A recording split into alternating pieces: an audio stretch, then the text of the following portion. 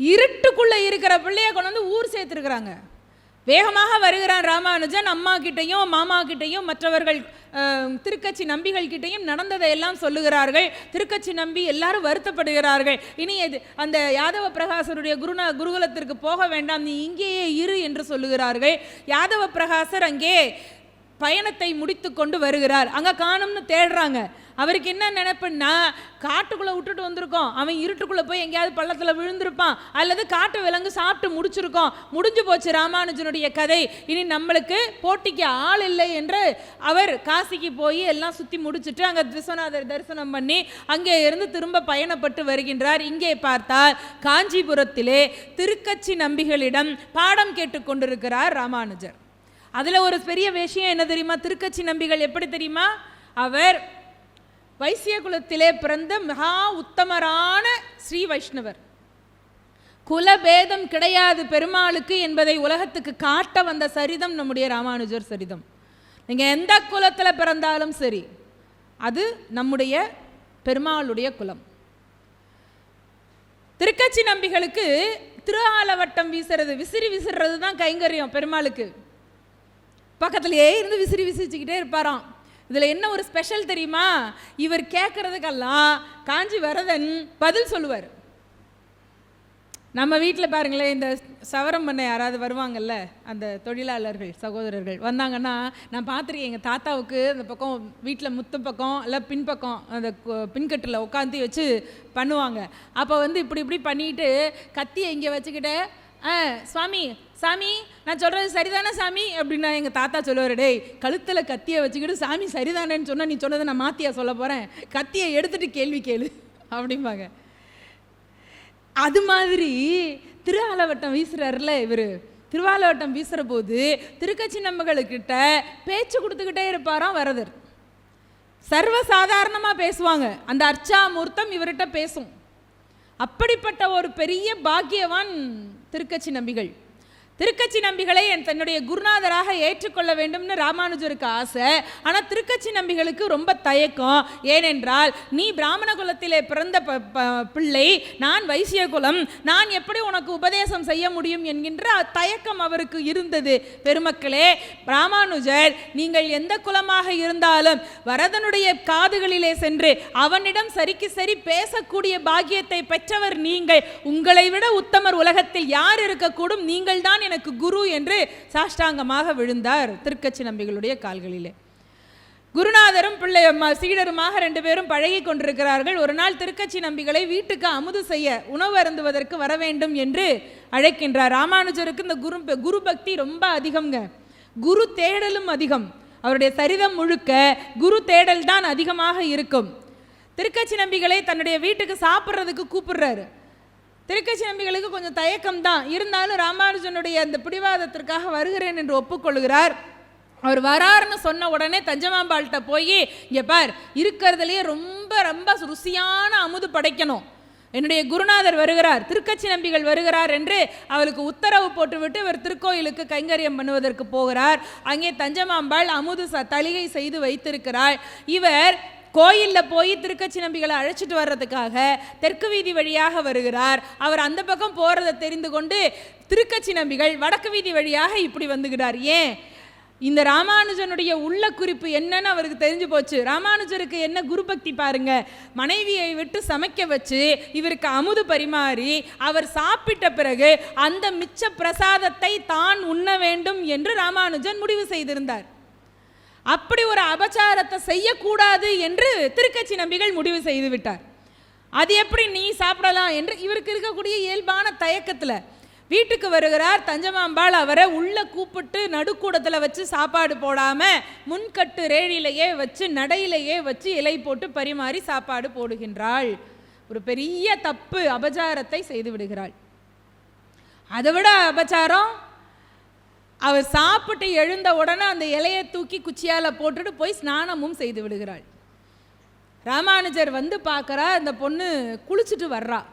ஏம்மா காலையிலேயே தான் ஸ்நானம் முடித்து சமைக்க ஆரம்பிச்சு, ஏம்மா திருப்பி எதுக்கு இப்போ ஸ்நானம் பண்ணிட்டு வர்றேன்னா, அப்போ சொல்கிறா, இல்லை இல்லை அந்த ஸ்ரீ வைஷ்ணவர் வந்தார், அவருக்கு சாப்பாடு போட்டேன், அந்த இலையெல்லாம் எடுத்து சுத்தம் பண்ணேன், அந்த இடத்தெல்லாம் ஸ்நானம் போட்டு மொழுகினேன், அதனால திருப்பி உங்களுக்கு தலிகை பண்ணணும்ல, அதே இதோட போய் நான் எப்படி சமைக்கிறது, அதனால தான் போய் குளிச்சுட்டு வந்தேன்னு சொன்ன உடனே ராமானுஜருக்கு நெஞ்சில் நெருப்பள்ளி போட்ட மாதிரி இருந்தது. ஆஹா,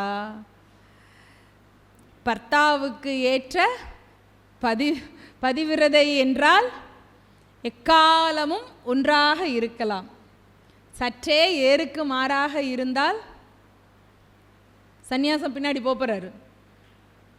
இவருக்கு முதல்ல அடி, இல்லறத்தில் இப்படி ஒரு அடி. இந்த பெண்ணுக்கு அவளுடைய வளர்ப்பு அப்படி, அவளுக்கு இருந்த அறிவு விருத்திங்கிறது அவ்வளவுதான். ராமானுஜருடைய அந்த காலகட்டம் என்பது இப்படித்தான் இருந்தது பெருமக்களே. இன்னைக்கு இருக்கிறவங்களுக்கு இதை சொல்கிற போது இது என்ன பெரிய விஷயம், எல்லா குலத்தவரும் ஒன்று தானே, எல்லாருக்கும் சரிசமம் தானே, இன்னைக்கு அதை கொண்டு வந்திருக்கிறோம்.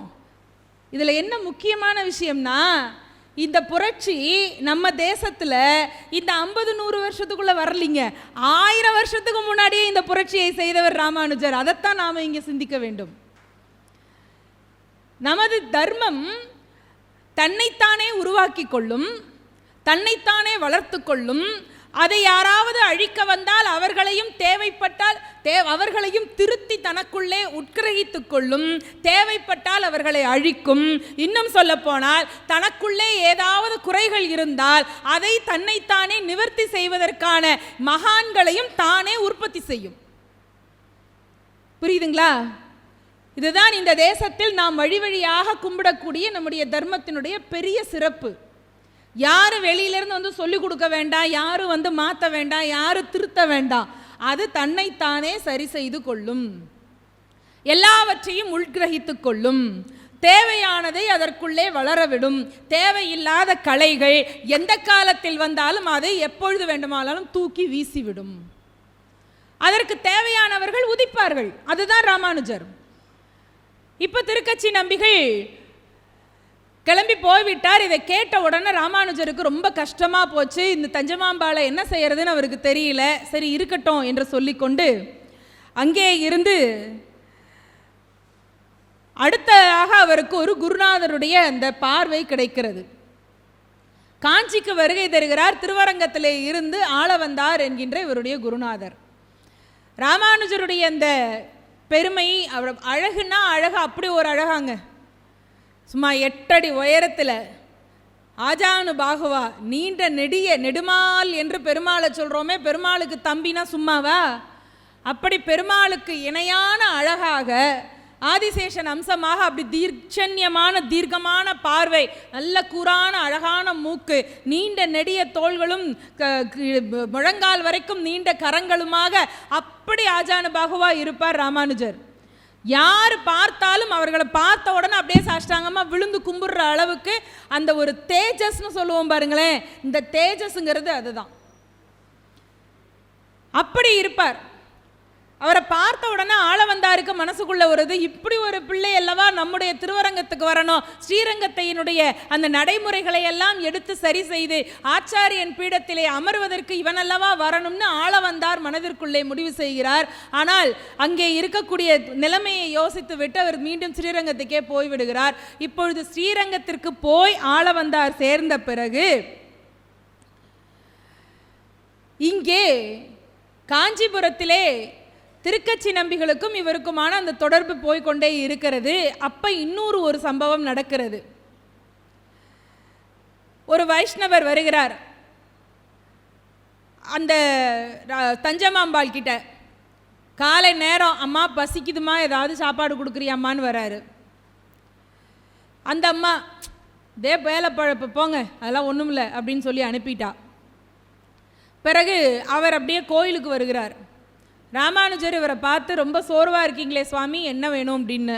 ரொம்ப பசியாக இருக்குது, நான் அந்த தெருவில் அந்த வீட்டில் போய் கேட்டேன், அந்த அம்மா இல்லைன்னு சொல்லியிருப்பாளே. யார் இவர்? ஏன் அவர் தர்மபத்தினை பற்றி தெரியும்ல, அந்த அம்மா இல்லைன்னு சொல்லியிருப்பாளே. ஆமாம், அப்படி தான் சொன்னான். பழைய அமுது இருந்தாலாவது போடுங்கம்மான்னு கேட்டேன், அதுவும் இல்லைன்ட்டு போயிட்டா. இவருக்கு தெரியும் ராத்திரி சாப்பாடு மிச்சம் இருந்தது, தண்ணி ஊற்றி இருந்ததெல்லாம் தெரியும் போல். இவருக்கு கோபம் வந்தது. அப்போது தஞ்சமாம்பாள் கிட்ட சொல்கிற போது இவர் சொல்கிறாரு, நீங்கள் போய் நான் சாப்பாடு போட சொன்னேன்னு போய் சொல்லுங்க அப்படின்னு சொல்கிறாரு. தஞ்சமாம்பாள் அதெல்லாம் யார் சொன்னாலும் சாப்பாடு இல்லைன்ட்டா. இவர் ஒரு சீட்டை எழுதி கொடுக்குறாரு, நீங்கள் அவள் பிறந்த வீட்டினுடைய பேரை போட்டு அங்கேருந்து வரேன்னு போய் சொல்லுங்க, அவங்க அப்பா வீட்டிலேருந்து வரேன்னு போய் சொல்லுங்க அப்படின்னு சொல்லி கொடுக்குறாரு. போனால் அந்த பெரியவர் சொல்லுகிறார், அங்கே தஞ்சமாம்பாள் அப்படியே ராஜ உபச்சாரம், பிறந்த வீட்டிலேருந்து வந்துட்டாங்களா.